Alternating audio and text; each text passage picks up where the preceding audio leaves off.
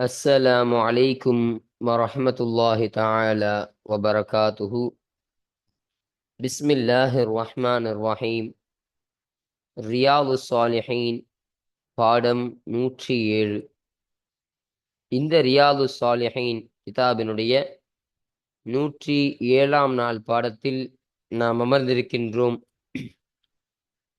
இந்த பாடத்தில் சுன்னத்தும் அதன் ஒழுக்கங்களை பேணுதலும் என்ற தலைப்பின் கீழ் அமையக்கூடிய வரக்கூடிய ஹதீஸுகளை பற்றி நாம் பேசிக்கொண்டிருக்கின்றோம்.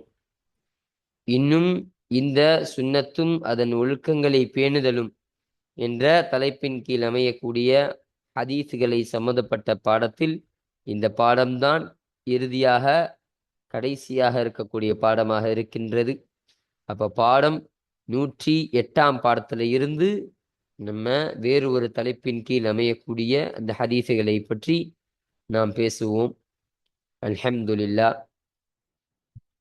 நம்முடைய ஜாமியா ரகீப் எஜுகேஷனல் ட்ரஸ்டின் மூலமாக பல தீன் சம்பந்தப்பட்ட சேவைகளையும் பல துன்யா சம்பந்தப்பட்ட சேவைகளையும் நாம் செய்து கொண்டிருக்கின்றோம். இந்த சேவைகள் எவ்வித தொய்வின்றி தொடர்ந்து நடைபெறுவதற்காக நீங்கள் துஆ செய்யுங்கள், இன்னும் ஆதரவு தாருங்கள். நன்மையில் ஒன்று சேருவோம், முந்திக் கொள்வோம். உங்களுடைய நன்கொடைகளை எங்களுக்கு நீங்கள் வழங்க விரும்பினால் எங்களுடைய பேங்க் அக்கவுண்ட் டீட்டெயில்ஸ், வங்கி முகவரிகள் இங்கு கொடுக்கப்பட்டிருக்கின்றது. இது அல்லாமல் இங்கு கியூஆர் ஸ்கேனும் கொடுக்கப்பட்டிருக்கின்றது. இதன் மூலமாக ஸ்கேன் செய்தும் உங்களுடைய நன்கொடைகளை எங்களுக்கு நீங்கள் தாராளமாக வழங்கலாம். அல்லாஹு தஆலா இதன் மூலமாக உங்கள் வாழ்நாளை மென்மேலும் பரக்கத்தானதாக ஆக்கி வைப்பானாக. ஆமீன் ஆமீன் யா ரப்பல் ஆலமீன். இப்பொழுது இந்த ரியாலு சாலிஹீனுடைய பாடத்தின் 107ஆம் பாடமான 107ஆம் நாள் பாடமான இன்றைய பாடத்துல நாம் 2 ஹதீஸை பற்றி இன்றைய பாடத்தில் நாம் பேச இருக்கின்றோம். அந்த 2 ஹதீஸில் முதலாவது ஹதீஸ் ஆகிறது நபி தடை செய்த செயல் என்ற தலைப்பின் கீழ் அமையக்கூடிய ஹதீஸாக இது இருக்கின்றது. இப்ப இந்த ஹதீஸ்ல ஸல்லல்லாஹு அலைஹி வஸல்லம் அவர்கள் என்ன சொல்வாங்கன்னா, ஸல்லல்லாஹு அலைஹி வஸல்லம் அவர்கள் தடை செய்த ஒரு செயலை பற்றி அப்துல்லாஹ் இப்னு முகஃபல் ரலியல்லாஹு அன்ஹு அன்னவர்கள் அறிவிக்கக்கூடிய ஒரு செய்தியாக இது இருக்கு. இப்ப அவங்க சொல்றாங்க, கையினால கற்களை கொண்டு சுண்டுவது இருக்கா இல்லையா, ஒரு கல்லை கையில வச்சு அதை சுண்டி விடக்கூடிய இந்த செயலானது ஸல்லல்லாஹு அலைஹி வஸல்லம் அவர்கள் தடை செய்த ஒரு செயலாக இது இருக்கின்றது என்பதை சொல்றாங்க. எதனால தெரியுமா? ஸல்லல்லாஹு அலைஹி வஸல்லம் அவர்கள் சொன்னார்கள், இந்த செயலின் மூலமாக எந்த ஒரு வேட்டையாடக்கூடிய பிராணியும் வேட்டையாடவும் முடியாது, கொல்லவும் முடியாது. இந்த செயலின் மூலமாக எதிரிகளை தாக்கவும் முடியாது. இந்த செயலின் மூலமாக கண்ணை பறிக்கக்கூடியதாக மட்டும்தான் இந்த செயலானது இருக்கு. இப்போ இந்த ஒரு செயலை செய்யறது மூலமா யாராவது கண்ணு அடிபடலாம். இந்த செயல் செய்யறது மூலமா யாராவது உள்ள ஒரு பல்லு அடிபடலாம். அப்ப பல்லை பாதிக்கக்கூடிய, கண்களை பாதிக்கக்கூடிய ஒரு செயலாக மட்டும்தான் இந்த செயலானது இருக்கின்றது. அதனால் இந்த செயலை நீங்கள் விட்டு விடுங்கள். இந்த செயலை ஸல்லல்லாஹு அலைஹி வஸல்லம் அவர்கள் தடுத்தார்கள் என்ற ஒரு செய்தியை அப்துல்லாஹ் இப்னு முகஃபல் ரலியல்லாஹு அன்ஹு அவர்கள் நமக்கு பதிவு செஞ்சு தராங்க. இன்னொரு ரிவாயத்துல இந்த அப்துல்லாஹ் இப்னு முகஃபல் ரலியல்லாஹு அன்ஹு சொல்லித்தரக்கூடிய ஒரு செய்தி இங்க பதிவு செய்யறாங்க.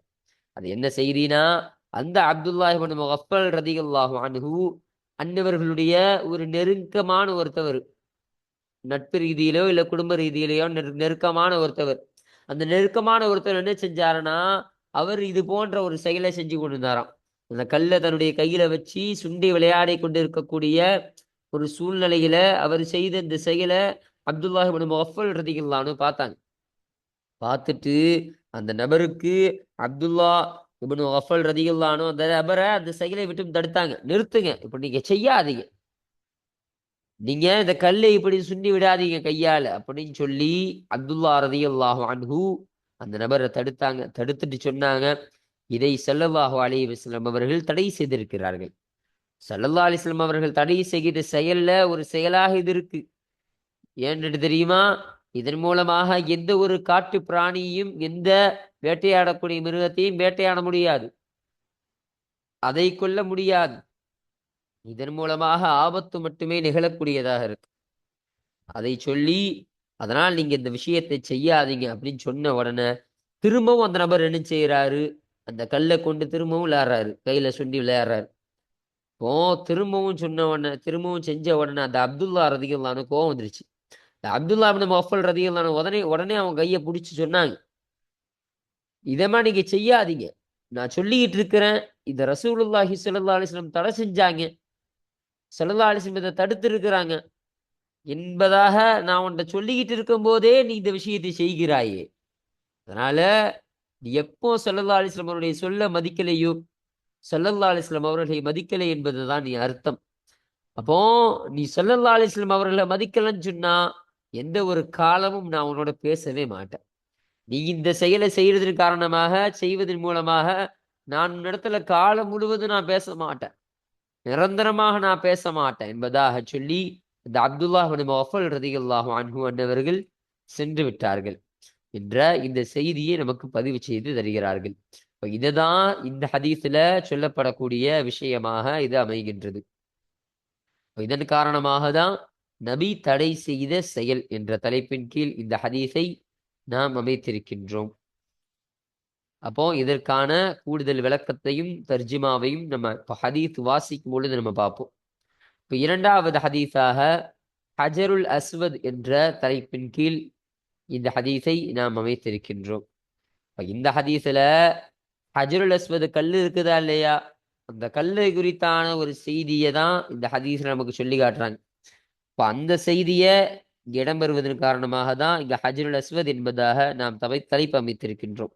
இப்போ இந்த விஷயத்துல என்ன சொல்றாங்கன்னா, ஆபிஸ் இப்னு ரபியா என்று சொல்லப்படக்கூடிய ஒரு அறிவிப்பாளர் அவங்க சொல்றாங்க, உமர் ரலியல்லாஹு அன்ஹு ஒரு முறை இந்த ஹஜருல் அஸ்வத் கல்லிட்ட பேசின ஒரு விஷயத்தை நான் பார்த்தேன். அவர்கள் அந்த ஹஜருல் அஸ்வத் கல்லிட்ட பேசி கொண்டிருந்தாங்க. அது என்ன பேசுனாங்கன்னு சொன்னா, நீ ஒரு சாதாரணமான கல் என்பது எனக்கு தெரியும். உன்னால எந்த ஒரு பயனும் செய்ய முடியாது. எந்த ஒரு லர்ரையும் எந்த ஒரு தீங்கையும் உன்னால செய்ய முடியாது. இப்போ உன் மூலமாக எந்த ஒரு பயனான ஒரு காரியமும் நிகழாது. உன் மூலமாக எந்த ஒரு தீங்கான காரியம், கெட்ட காரியமும் நிகழாததாக இருக்கிறாய். அப்படி ஒரு சாதாரண கல் என்பதை நான் அறிந்தவனாக இருக்கிறேன். என்றாலும் உனக்கு நான் முத்தம் கொடுக்கிறேன்னு சொன்னா அது எதன் காரணமாக என்றால், ஒரு முறை ஸல்லல்லாஹு அலைஹி வஸல்லம் அன்னவர்கள் உனக்கு முத்தம் கொடுத்தார்கள். அப்போ உனக்கு ஈருலக தலைவரான ஸல்லல்லாஹு அலைஹி வஸல்லம் அவர்கள் முத்தம் கொடுத்தார்கள். அந்த ஒரு செயலை மட்டும் நான் பார்க்கலன்னு சொன்னா, அந்த ஒரு முத்தம் கொடுப்பதை மட்டும் நான் பார்க்கலன்னு சொன்னா, நானும் உனக்கு இந்த முத்தத்தை கொடுத்திருக்க மாட்டேன். இப்ப ஸல்லல்லாஹு அலைஹி வஸல்லம் அவங்க செஞ்ச ஒரே காரணத்தினால மட்டும்தான் உனக்கு நான் முத்தம் கொடுக்குறேன். ஸல்லல்லாஹு அலைஹி வஸல்லம் அவங்க இதை செஞ்சதை நான் பார்க்கலன்னு சொன்னா, அவங்க செஞ்சது எனக்கு தெரியாது. அப்ப அவங்க செஞ்சது தெரியலன்னு சொன்னா, ஸல்லல்லாஹு அலைஹி வஸல்லம் செய்யாத ஒன்றையும் நான் செய்ய மாட்டேன். அது புதிதான காரியமாயிருமா இல்லையா? ஸல்லல்லாஹு அலைஹி வஸல்லம் அவர்கள் செய்த, அவர்கள் கற்றுத்தந்த, அவர்களுடைய அந்த சுன்னத்தான காரியத்தை மட்டும்தான் நான் செய்யக்கூடியவனாக இருக்கிறேன். அதன் காரணமாக தான் உனக்கு நான் முத்தம் கொடுத்தேன். இல்லைன்னா உனக்கு முத்தம் கொடுத்திருக்க மாட்டேன் என்று ஹஜருல் அஸ்வத் கல்லிட்ட அந்த உமர் ரலியல்லாஹு அன்ஹு பேசிட்டு இருக்காங்க. இந்த விஷயத்தை ஆபிஸ் இப்னு ரபியா என்று சொல்லப்படக்கூடிய அந்த அறிவிப்பாளர் பார்த்ததின் காரணமாக அந்த விஷயத்தை தான் இந்த ஹதீஸ்ல பதிவு செய்து தருகிறார்கள். அதன் காரணமாக தான் இங்க ஹஜருல் அஸ்வத் என்ற தலைப்பின் கீழ் இந்த ஹதீஸினுடைய தலைப்பை நாம் அமைத்திருக்கின்றோம். அல்ஹம்துலில்லாஹ். அப்போ இந்த 2 ஹதீஸுக்கான அந்த தர்ஜுமாக்களையும் இதற்கான கூடுதல் விளக்கத்தையும் நம்ம இன்ஷா அல்லாஹ் இப்பொழுது பாடம் வாசிக்கும் பொழுது, ஹதீஸை நாம் வாசிக்கும் பொழுது நாம் பார்ப்போம். இப்போ இன்றைய பாடத்துல இந்த 2 ஹதீஸுகளை பற்றி மட்டும்தான் நாம் பேச இருக்கின்றோம். அல்ஹம்துலில்லாஹ். இப்போ நம்ம கிதாபை பார்ப்போம். 166வது ஹதீஸ். இந்த ரியாது சாலிஹின் கிதாபில் பதிவு செய்யப்படக்கூடிய அந்த ஹதீஸுகளுடைய வரிசையின் பிரகாரம் இது 166வது ஹதீஸாக இருக்கு. அல் ஹாதிய அஷர, இன்னும் இது 11வது ஹதீஸாக இருக்கு. இந்த பாபுல் முஹாஃபலதி அல சுன்னதி வ ஆதாபிஹா என்ற தலைப்பின் கீழ் அமையக்கூடிய ஹதீஸ்ல இது 11வது ஹதீஸ் என்பதை நமக்கு சொல்றாங்க.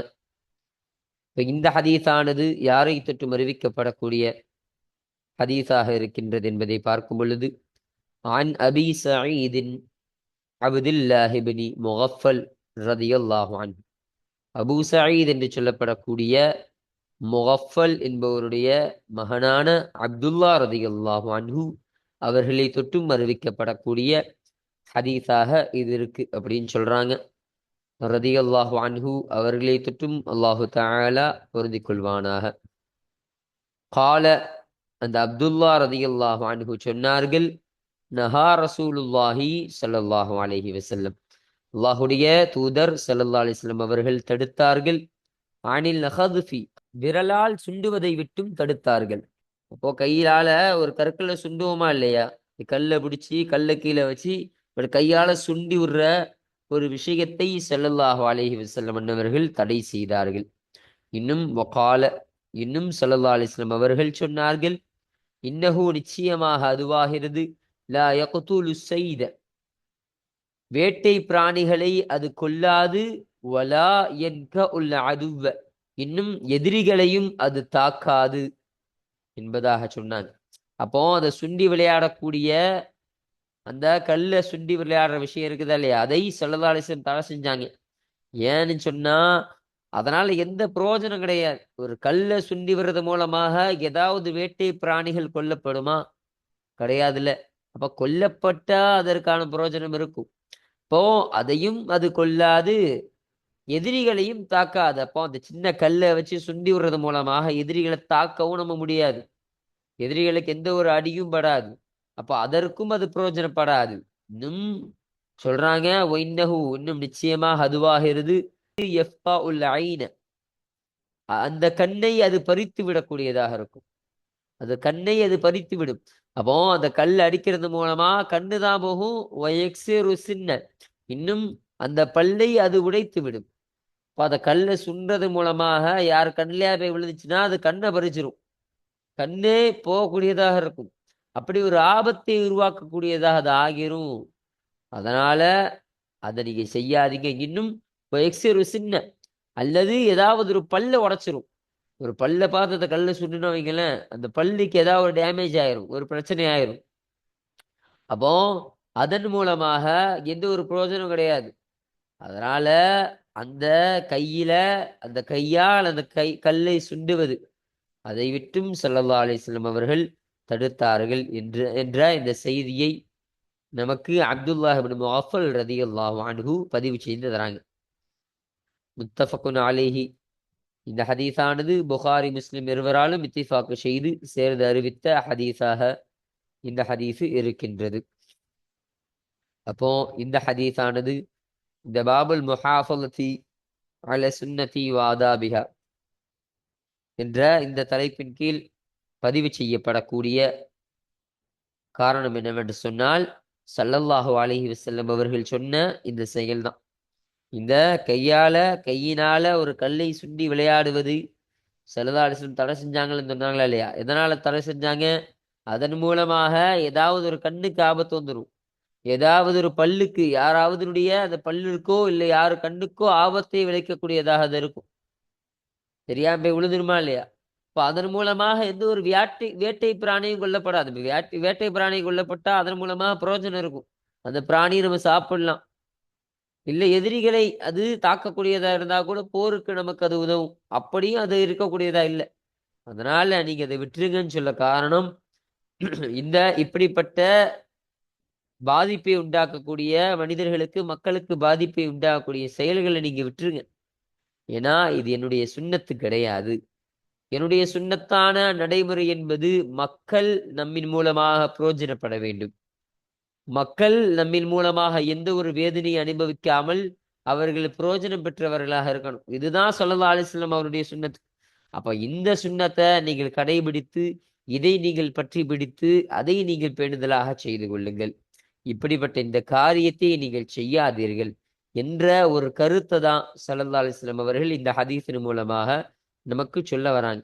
அப்போ இந்த ஒரு கருத்து இந்த ஹதீஸ்ல இடம்பெறுவதன் காரணமாக தான் இந்த ஹதீஸானது இந்த பாபுல் முஹாஃபலதி அல சுன்னதி வாதாபிஹா என்ற இந்த தலைப்பின் கீழ் அமையக்கூடிய பதிவு செய்யப்படக்கூடியதாக இது இருக்கின்றது.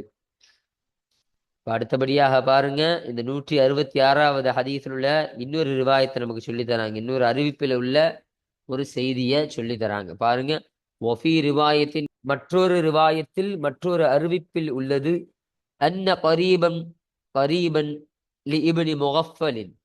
இப்னு முகஃபல் ரதியல்லாஹு அன்ஹு யாரு? இந்த அப்துல்லாஹ் இப்னு முகஃபல் ரதியல்லாஹு அன்ஹுலாம் சொல்றாங்க. அந்த அப்துல்லாஹ் இப்னு முகஃபல் ரதியல்லாஹு அன்ஹு அவர்களுக்கு நிச்சயமாக நெருக்கமாக இருக்கக்கூடிய நபர். அப்போ அவங்களுடைய சொந்தத்தாலோ இல்ல அவங்களுடைய தொடர்பாலோ நெருக்கமா இருக்கக்கூடிய ஒரு நபர். அவர்களாகிறவர்கள் ஹதஃப சுண்டி விளையாண்டார்கள். அப்போ அந்த கல்லை சுண்டி அவர் விளையாண்டார், இந்த கல்லை சுண்டி விட்டார்.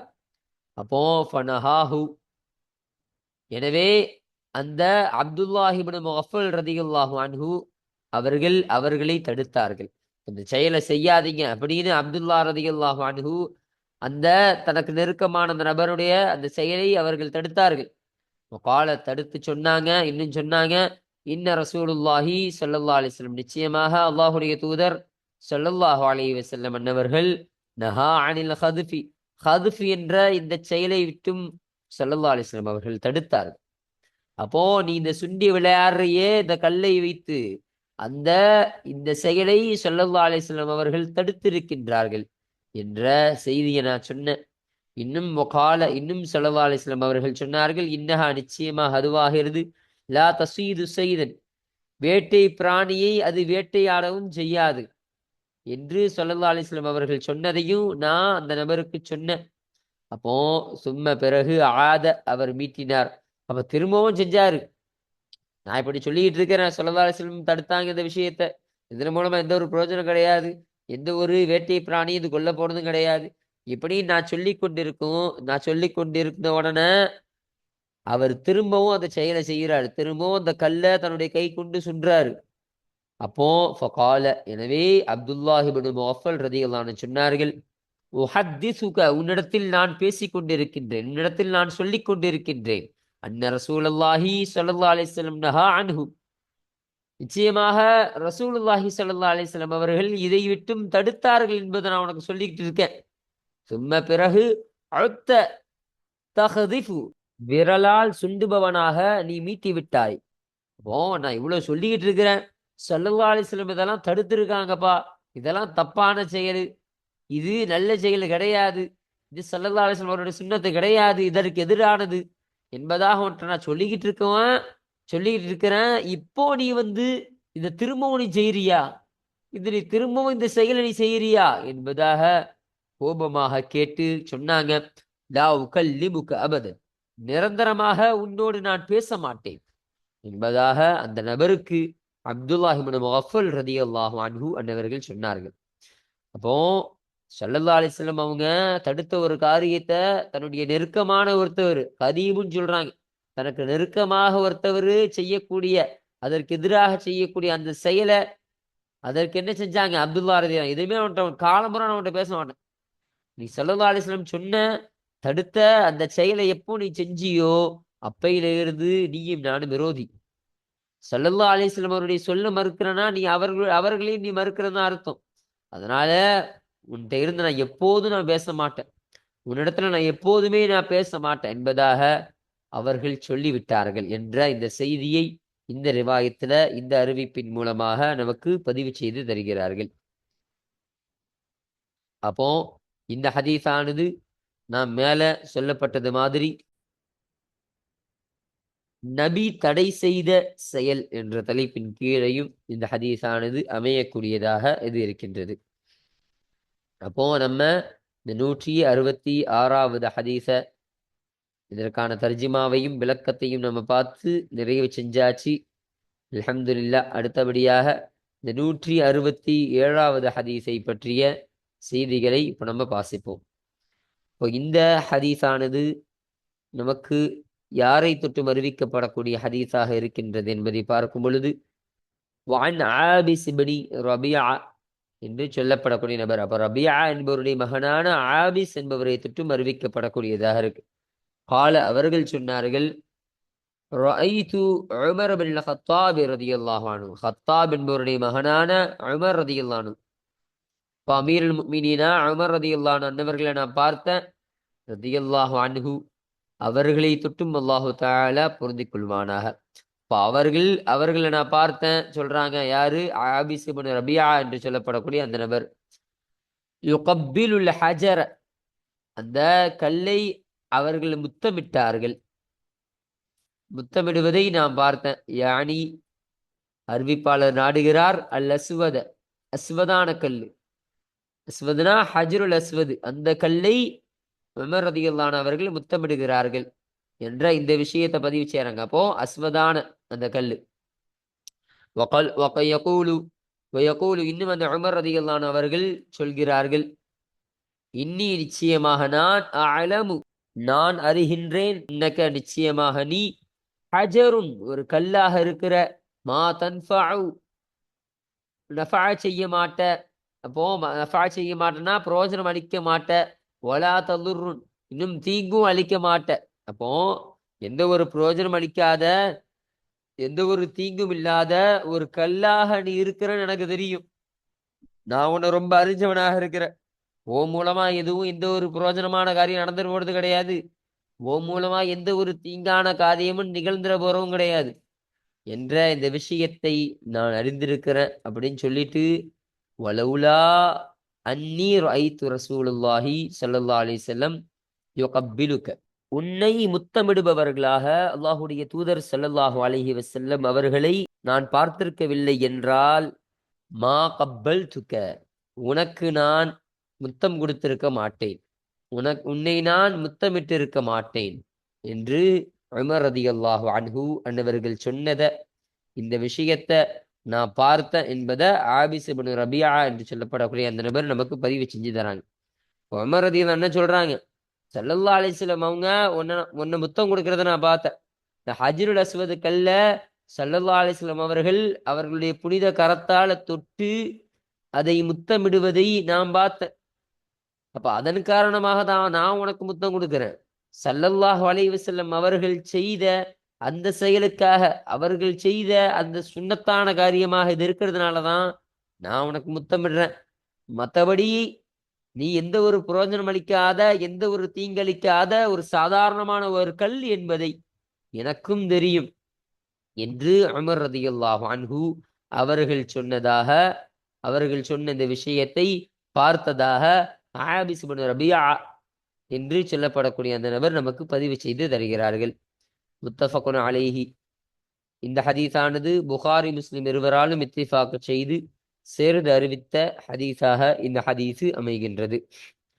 அப்ப இந்த ஹதீஸானது இந்த பாபுல் முஹாஃபலதி அல சுன்னதி வ ஆதாபிஹா என்ற இந்த பாடத்தின் கீழ் அமையக்கூடிய பதிவு செய்யப்படக்கூடிய காரணம் என்னன்னு சொன்னா, அந்த உமர் ரலியல்லாஹு அன்ஹு அந்த ஹஜ்ருல் அஸ்வது கல்ல பார்த்து சொன்னாங்களா இல்லையா, ரசூலுல்லாஹ் மட்டும் உனக்கு முத்தம் கொடுக்கலன்னு சொன்னா, உனக்கு முத்தம் கொடுக்கற நான் பார்க்கலன்னு சொன்னா, நானும் உனக்கு முத்தம் கொடுத்திருக்க மாட்டேன்.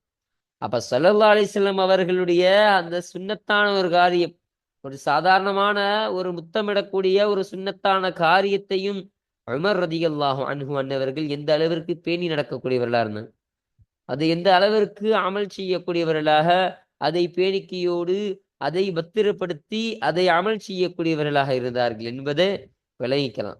இப்ப இந்த ஒரு செயல், இந்த ஒரு கருத்து இந்த ஹதீஸு உள்ளடக்கியதன் காரணமாக தான் இந்த ஹதீஸானது இந்த பாபுல் முஹாஃபலதி அல சுன்னதி வ ஆதாபிஹா என்ற இந்த தலைப்பின் கீழ் அமையக்கூடிய பதிவு செய்யப்படக்கூடியதாக இது இருக்கின்றது. இன்னும் நான் மேலேயே சொல்லப்பட்டது மாதிரி ஹஜ்ருல் அஸ்வத் என்ற தலைப்பின் கீழையும் இந்த ஹதீஸானது அமையக்கூடியதாக இது இருக்கின்றது. அல்ஹம்துலில்லாஹ். அப்போ இன்றைய பாடத்துல நம்ம இந்த 166வது ஹதீஸையும் இந்த 167வது ஹதீஸையும், இந்த 2 ஹதீஸுக்கான தர்ஜிமாக்களையும் அதனுடைய விளக்கங்களையும் சொல்லப்பட்ட அந்த செய்திகளையும் நாம் முழுமையாக நம்ம பார்த்தாச்சு. அல்ஹம்துலில்லா. அப்போ இத்தோட இந்த பாடமாகிறது நிறைவு செய்யப்படுது. அப்ப இந்த 166வது ஹதீஸோட இந்த பாபுல் முஹாஃபலத்தி அல சுன்னதி வ ஆதாபிஹா என்ற இந்த பாடத்தின் கீழ் அமையக்கூடிய ஹதீஸுகளாகிறது நிறைவு செய்யப்படுகின்றது. அல்ஹம்துலில்லா.